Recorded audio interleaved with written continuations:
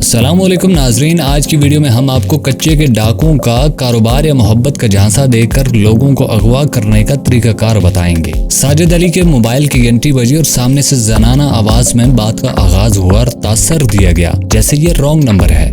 बाद में इसी नंबर से रोजाना कॉल्स आने लगी और घंटों बातचीत होने लगी। चंद माह में इस रोमानवी कहानी ने उस वक्त नया रुख इख्तियार कर लिया जब साजिद को कजन के साथ अगवा कर लिया गया। शुमाली सिंध बिलखुसूस गोटकी, शिकारपुर और कश्मोर कंदकोट में खवातीन की आवाज में फोन कॉल्स और सोशल मीडिया के जरिए अगवा की वारदातों का रुझान आम हो चुका है, जिसमें अब डाकू अगवा की वारदातें बिल्कुल नहीं करते बल्कि अगवा होने वाला खुद डाकुओं के पास अगवा होने के लिए पहुंच जाता है। हनी ट्रैप कहते हैं खातून की आवाज में झांसा या खातून का इस्तेमाल करके किसी को अगवा करना। टेलीकॉम और इंटरनेट के फरोग के बाद डाकू भी इसको अपने मफाद में इस्तेमाल कर रहे हैं। डीआईजी इरफान बलोच, जो शुमाली सिंध में बतौर एसएसपी फराइज सर अंजाम देते रहे हैं, बताते हैं कि सिंध में गोटकी जिला से खवातीन की आवाज में बात करके लोगों को झांसा देकर अगवा करने का सिलसिला शुरू हुआ था, जो बाद में शिकारपुर और कश्मोर अजला तक पहुंच गया। ज्यादातर वाकयात में मुतासरा शख्स खुद मोटरसाइकिल पर बैठ कर जाता है, क्योंकि मूवी को पता ही नहीं होता कि आगे जाकर वो अगवा हो जाएगा। डाकुओं का सोशल मीडिया का इस्तेमाल।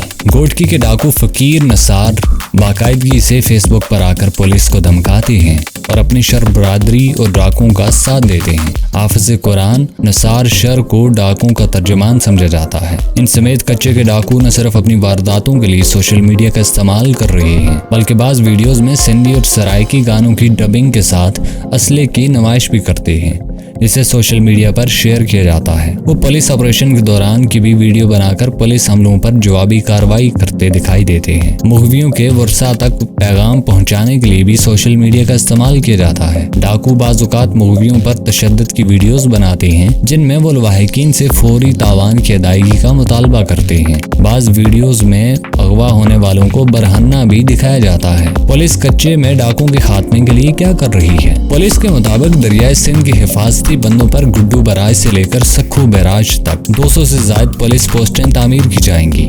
गोटकी में 100 से ज्यादा चेक पोस्टें जेर तामीर हैं। गोटकी के कच्चे में हमने पुलिस की जेर तामीर चेक पोस्टें देखी, जिनके नीचे रिहायशी जगह है जबकि ऊपर मोर्चा। ये चौकियां बिलखुसूस इन कच्चे रास्तों पर बनाई जा रही हैं जो कच्चे और पक्के से आमदोरफ्त के लिए इस्तेमाल होते हैं। सिंध पुलिस ने डाकुओं की निगरानी और इनको निशाना बनाने के लिए हुकूमत से लड़ाका ड्रोन्स और मिलिट्री ग्रेड के असले की मांग की थी। एक सीनियर पुलिस अफसर के मुताबिक ड्रोन्स की मांग को मुस्तरद करते हुए कहा गया है कि इस सिविलियन फोर्स को नहीं दिए जा सकते, जबकि मिलिट्री ग्रेड के असले पर भी तहफ़्फ़ुज़ात हैं। एक दूसरे सीनियर अफसर के मुताबिक क्योंकि इस असले की रेंज ज्यादा है, इससे सिविलियन आबादी को भी नुकसान पहुंच सकता है।